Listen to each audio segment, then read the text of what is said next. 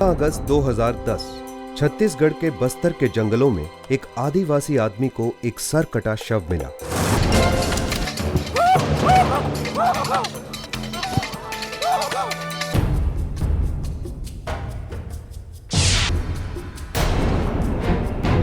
पर पता चला कि यह शव इवान का था। Constable Bansilal Yadav, special force के कोबरा बटालियन का ड्राइवर था ये।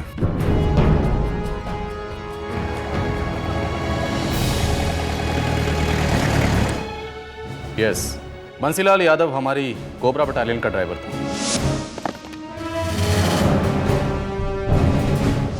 पैंतालीस दिन की छुट्टी पूरी करके वापस ड्यूटी पर आने के लिए निकल पड़ा था। सर, आपको लगता है ये काम नक्सलियों का है? चांसेस आर हाई, क्योंकि हमें पक्की खबर मिली है कि कल रात एक सिविलियन बस को रोका गया था। कहाँ? टोपनो रोड पर। वो तो उस जंगल के पास है। हमें लाश वहीं से मिली थी सर। बेहद खतरनाक इलाका है।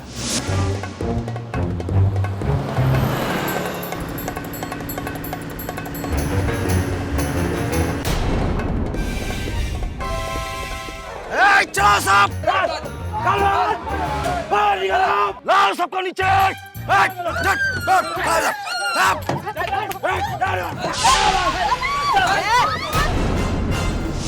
सारे यात्रियों को नीचे उतारकर उनकी तलाशी ली गई। शायद कांस्टेबल यादव का आइडेंटिटी कार्ड मिल गया होगा उन्हें। सरदार, स्पेशल फोर्स का जवान है ये। स्पेशल फोर्स का जवान, कोबरा बटालियन का ड्राइवर है।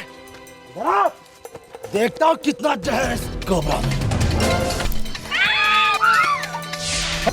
सर, बंसीलाल के सर्विस रिकॉर्ड की जरूरत पड़ेगी, एड्रेस और दूसरी डिटेल्स के लिए। नो प्रॉब्लम, आधे घंटे बाद तुम्हारे ऑफिस भिजवा दूंगा। Thank you sir. पोस्टमार्टम होते ही बॉडी रिलीज कर देंगे। राइट।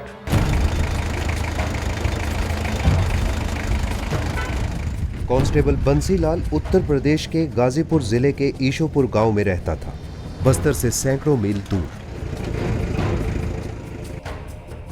उसके घरवालों को अब तक कोई खबर नहीं थी कि बंसीलाल यादव के साथ क्या हुआ था। प्रमीला जी हैं? हाँ, अंदर है। क्या बात है? उनके पति कांस्टेबल बंसीलाल यादव के बारे में खबर है। अरे हमका बताइए ना, क्या खबर है, क्या बात है? प्रमीला जी को बुलाइए। बुलावत हैं। पहले हमका तो बताइए क्या बात है। अरे बंसी हमार बिटवा है, हम माई है उसकी। प्रमीला यादव, कांस्टेबल बंसीलाल यादव की पत्नी। जी बताइए क्या हुआ? जी, आपके पति अब इस दुनिया में नहीं रहे।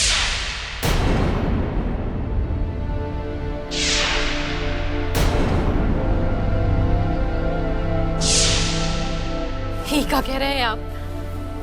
ऐसा नहीं हो सकता है। 2 दिन पहले नक्सली हमला में उनकी जान चली गई। हमार बिटवा, हाय बंसी।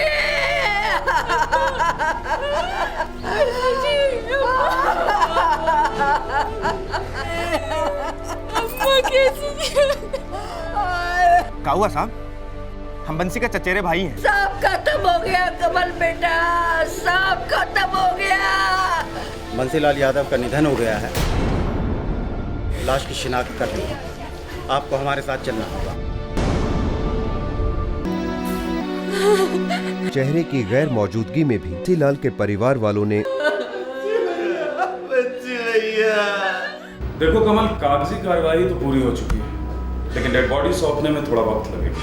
क्यों साहब? तहकीकात अभी बाकी है, कुछ कड़ियां जुड़नी है। साहब, बंसी भैया सच्चे सिपाही थे। देखो कमल, हर सिपाही जब ड्यूटी ज्वाइन करता है तो सर पर कफन बांध देता है। मुझे पूरी उम्मीद है कि तुम्हारे भाई की बटालियन तुम लोगों की जरूर मदद करेगी। धीरज रखो। बंसीलाल एक बहादुर सिपाही था कमल।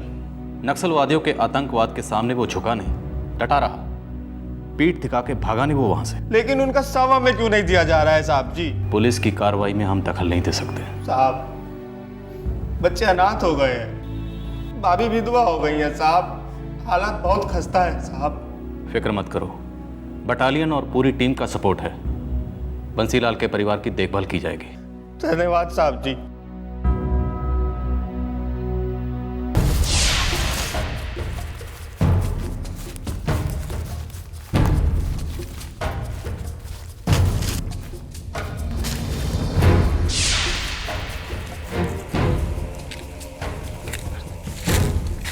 सर काफ़ी ढूंढा, कोई पोस्टर, पत्रिका, पर्चा कुछ भी नहीं मिला। अजीब बात है, नक्सली ज़्यादातर हत्या करने के बाद अपने हस्ताक्षर छोड़ जाते हैं। कोई विचारधारा की पर्ची या फिर धमकी। सर मैंने लगभग सभी बस कंपनियों से पूछताछ की, लेकिन ये पता लगाना बहुत मुश्किल होगा कि यादव किस बस में था। एक बात और अटपटी है, नक्सली कभी भी अपना जुर्म छुपाते नहीं। सर काटते हैं तो छोड़ के जाते हैं, लेकिन हमें अभी तक सर नहीं मिला। ऐसा भी तो हो सकता है कि ये नक्सलियों का कोई नया गिरोह हो सकता है, लेकिन ये भी हो सकता है कि हत्या नक्सलियों ने ना की हो, किसी और ने की हो। हेलो, हाँ डॉक्टर साहब, हाँ, मैं पहुंच रहा हूँ।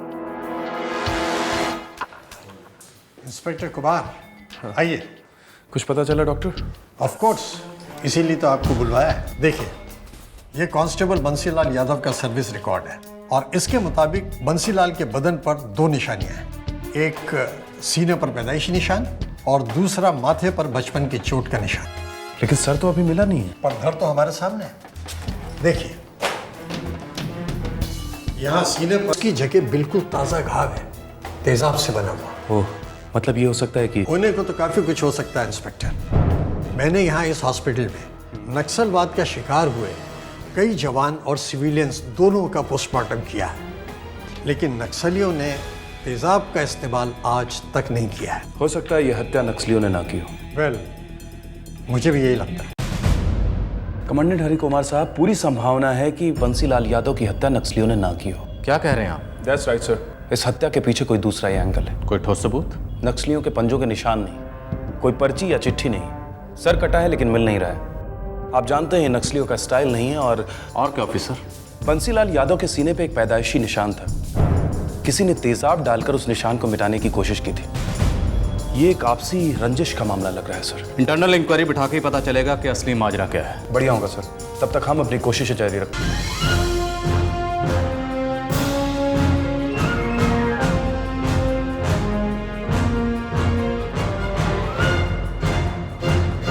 लाश की ये उंगलियों के निशान और रिकॉर्ड में अवेलेबल कांस्टेबल बंसीलाल यादव की उंगलियों के निशान आपस में मैच नहीं करते।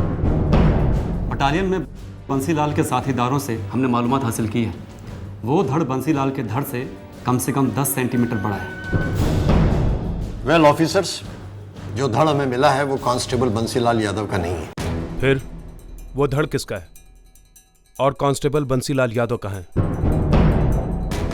जो रकम बंसीलाल की फैमिली को जाने वाली है रोक दो से, और मेडल के लिए जो रिकमेंडेशन भेजी है उसे वापस बुला लो। जब तक पुलिस इन्वेस्टिगेशन पूरी नहीं हो जाती, जिस कमांड से एक फाइल नहीं लेगी। Am I clear? Yes sir. अब की बार इन्वेस्टिगेशन बंसीलाल के घर के दरवाजे पर पहुंच गई। गांव ईशोपुर, जिला गाजीपुर, उत्तर प्रदेश। 45 दिन की छुट्टियों में बंसीलाल की दिनचर्या की हर बारीकी का पता लगाया गया। पुलिस टीम को पता चला कि सरकारी मुआवजे के अलावा बंसीलाल के परिवार वालों ने कई इंश्योरेंस क्लेम्स किए थे। कांस्टेबल यादव की काफी इंश्योरेंस पॉलिसीज थी और सभी में पहली हकदार उसकी पत्नी प्रमिला थी। अगस्त के पहले हफ्ते में आपके पति ने एक 25 लाख रुपए की लाइफ इंश्योरेंस पॉलिसी करवाई थी और उसके ठीक 2 हफ्ते बाद वो अपनी यूनिट के लिए रवाना हुए थे। हमको ये कागज पत्तर कुछ समझ में नहीं आता है।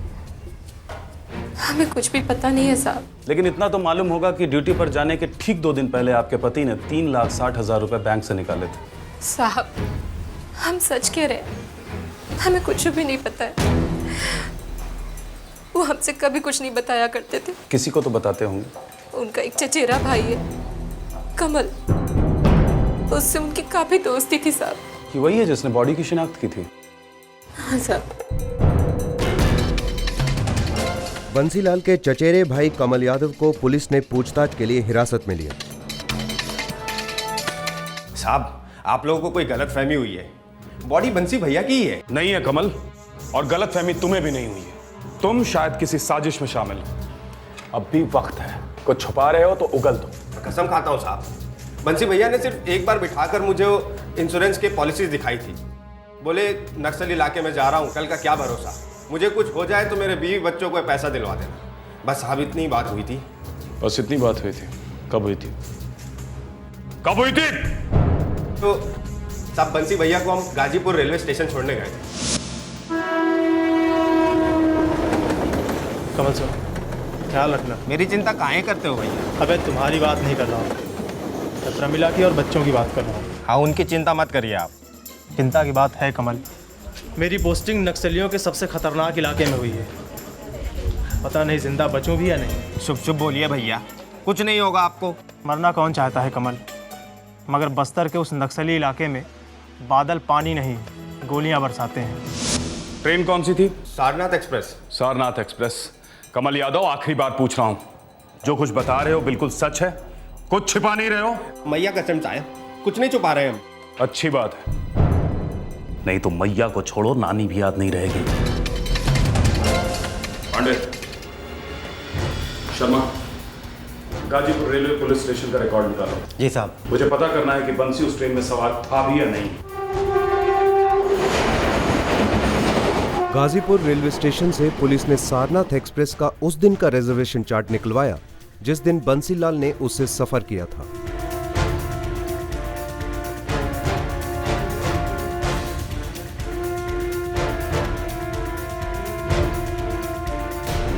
शर्मा, ये इस S3 बोगी में बंसीलाल यादव के साथ सफर कर रहे इन 4-5 पैसेंजर से पूछताछ करो और उनसे पूछो उस दिन बंसीलाल यादव उनके साथ सफर कर रहा था या नहीं और कहां उतरा, बस्तर या कहीं और।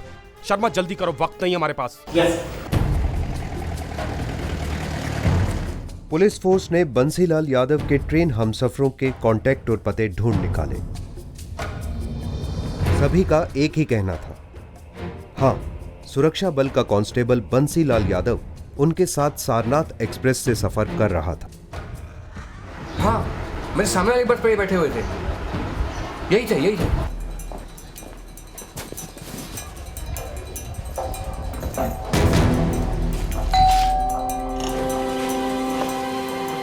जी, सुमेश यादव यहीं रहते हैं? जी साहब, यहीं रहता था। रहता था मतलब? सब 13 अगस्त से मेरा चचेरा भाई सोमेश लापता है। मैंने पुलिस में रिपोर्ट भी लिखाई, लेकिन बात कुछ आगे बढ़ी ही नहीं। कैसे गायब हो गया सोमेश? साहब 13 अगस्त को मेरा सोमेश बस्तर के लिए रवाना हुआ था। क्यों?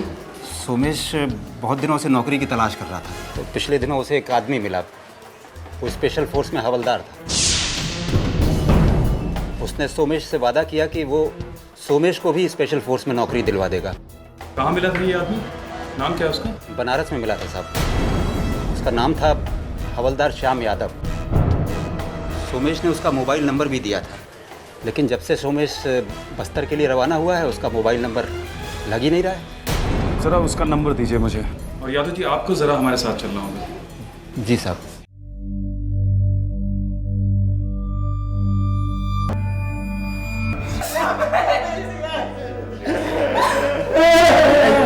उमेश यादव का था।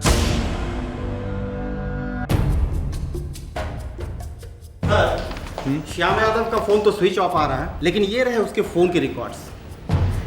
इस केस में श्याम यादव नाम का कोई आदमी है ही नहीं। ये नंबर किसी और का नहीं, बल्कि कांस्टेबल बंसीलाल यादव का है। पक्का? पक्का सर। ये देखिए सर, 35 फोन किए गए हैं श्याम यादव के फोन से इस नंबर पे। सर ये नंबर कमल यादव का है, कांस्टेबल बंसीलाल यादव का चचेरा भाई। अब केवल 2 मिनट है तेरे पास। जो कुछ बोलना है बोल दे, नहीं तो आधा जंगल में मिलेगा, आधा मिलेगा ही नहीं। बोल।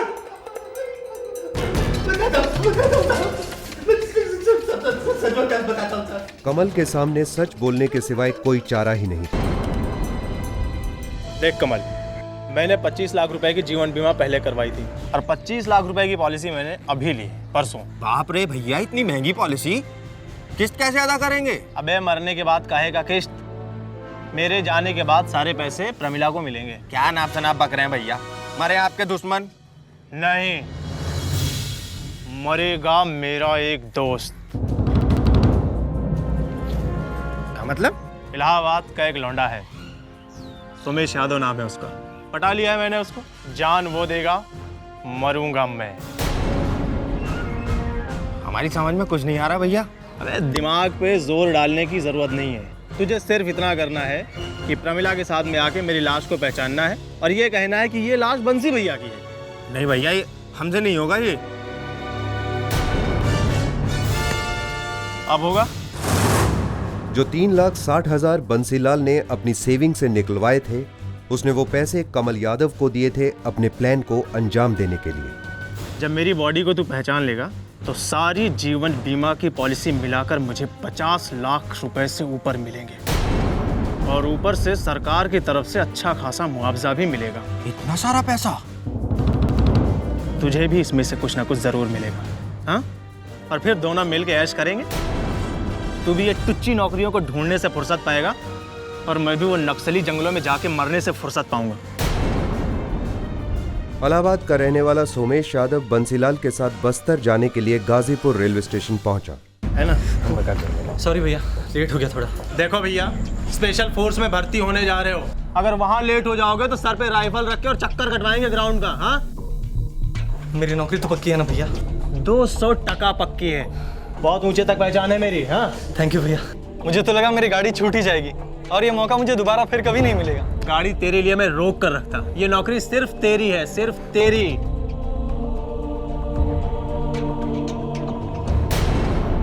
चल भाई, ट्रेन आ गई। बंसीलाल सोमेश को अपने साथ बस्तर ले गए।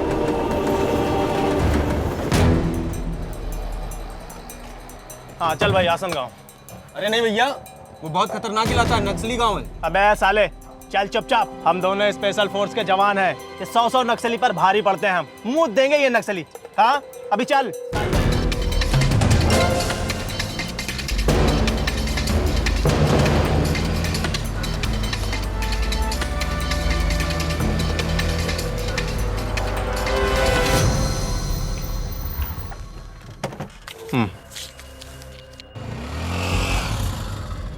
देख, अभी यहाँ से 30 मिनट अंदर जाना है पैदल चल के। हाँ, बहुत खतरनाक इलाका है। यहाँ पर नक्सली कभी भी हमला कर सकते हैं। अभी भी वक्त है, तू सोच ले। बनना है जवान? कोई शक ही नहीं श्याम भैया, मुझ पर भरोसा कीजिए। आज के आज तू शहीद हो सकता है, सोच ले। हंसते हंसते हो जाऊंगा श्याम भैया, मैं नहीं डरता। ये हुई ना बात मेरे शेर। तो चल, हम दोनों चलते हैं मौत के मुंह में हाथ डालने के लिए। आ जा।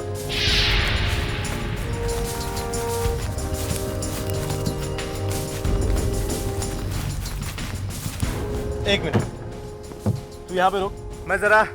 हाँ हाँ जरूर भैया, हो आइए।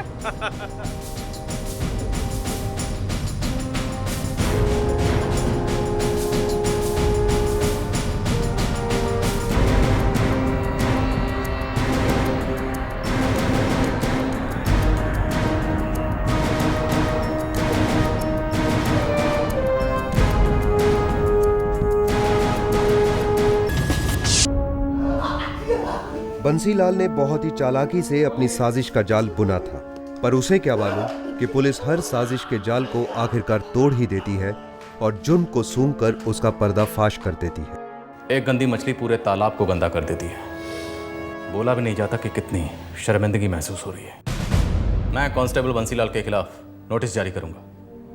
भगौड़ा करार दिया जाएगा उसे।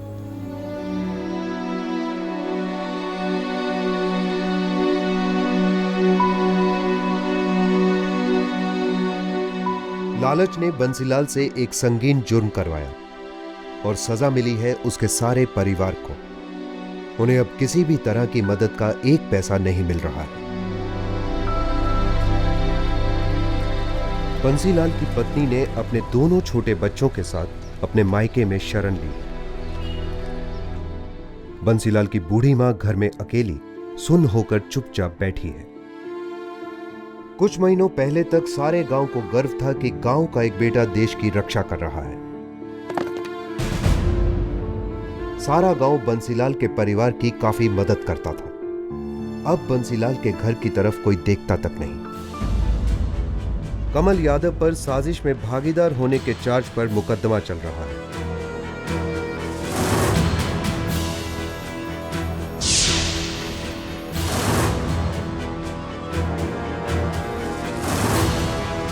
बंसीलाल यादव अब तक पुलिस की गिरफ्त में नहीं आया है।